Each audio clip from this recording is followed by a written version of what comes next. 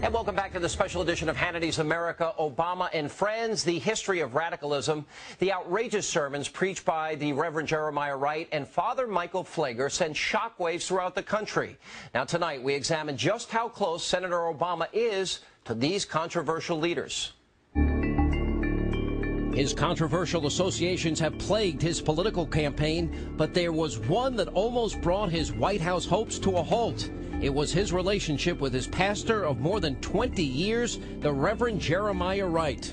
Barack Obama first met Wright in the late 1980s when he was a community organizer in Chicago. While sitting in the pews for over 2 decades, Barack Obama was heavily influenced by the radical pastor. His second book, The Audacity of Hope, was even inspired by one of Wright's teachings. His admiration was so deep that Obama quoted one of Wright's sermons in his first book. Where white folks' greed runs a world in need, apartheid in one hemisphere, apathy in another hemisphere. Reverend Wright preaches an Afrocentric theology, a belief system based on the writings of James Cone.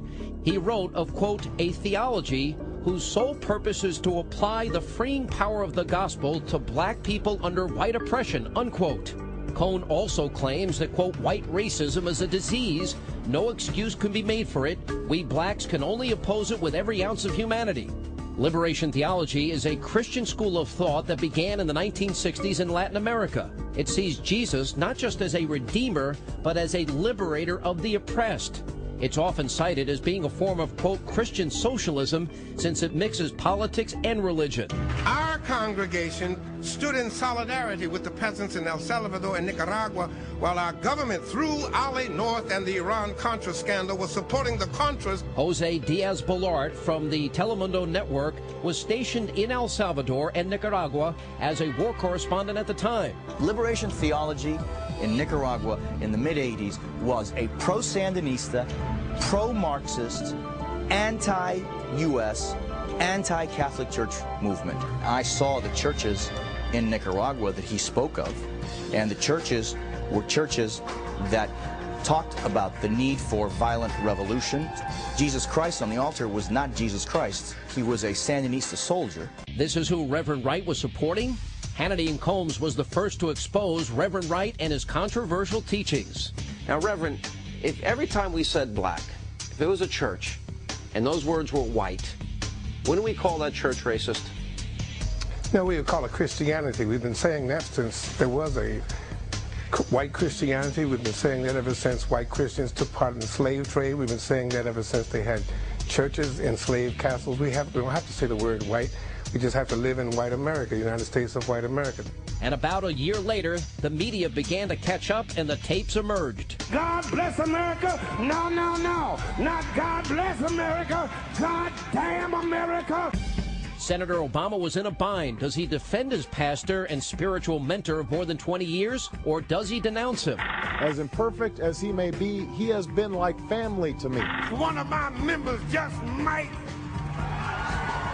turn this mother out, turn the tables on white supremacy, and have a black woman sleeping legally at 1600 Pennsylvania Avenue. He strengthened my faith, officiated my wedding, and baptized my children. And they will not only attack you if you try to point out what's going on in white America, US of KKKA. I can no more disown him than I can disown the black community. I can no more disown him than I can disown my white grandmother. But Senator Obama's half-hearted attempt to ease the minds and hearts of Americans would not work. After keeping quiet for several weeks, Jeremiah Wright emerged at an NAACP event in Detroit and added more fuel to the fire. Arabic is a language, it's not a religion. Barack Hussein Obama, Barack Hussein Obama, Barack Hussein Obama. But he didn't stop there.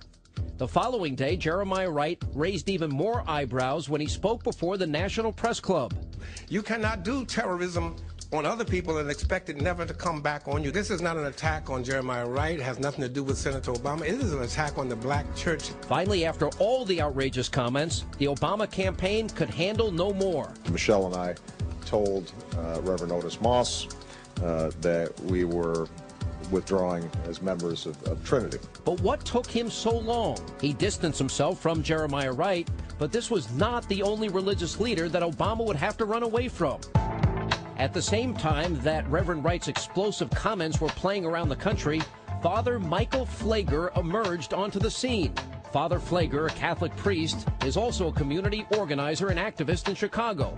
He made headlines back in May when he gave this racially charged sermon at Trinity United Church of Christ. When Hillary was crying,